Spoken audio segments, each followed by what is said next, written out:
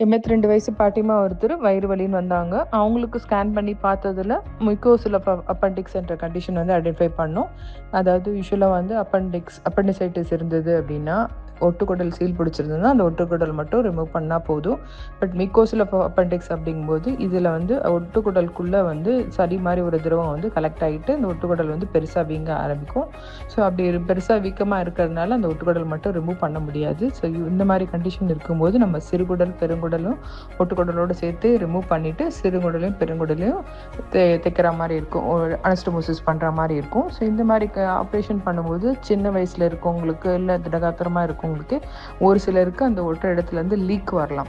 But இவங்க வந்து 82 years அப்படியே விட்டாலுமே அந்த அளவுக்கு ஹெல்த்தியாகவும் இல்லை. பட் அப்படியே விட்டோம்னா அந்த ஒட்டுக்குடல் வெடிச்சுக்கிட்டாலும் ப்ராப்ளம் ஆகிடும். ப்ளஸ் அது கேன்சராக மாறதுக்கும் வாய்ப்பு இருக்குங்கிறனால அவங்களுக்கு வந்து ரிஸ்க் எடுத்து எங்களோட surgical gastroenterologist, general surgeon and anaesthetist team வந்து ரிஸ்க் எடுத்து அவங்களுக்கு ஆப்ரேஷன் பண்ணாங்க. இன்றைக்கி 8 நாள் கழித்து அந்த பேஷண்ட்ஸ் வந்து நல்ல ஆரோக்கியமாக வீட்டுக்கு டிஸ்சார்ஜ் ஆகி போனாங்க. So I want to thank my team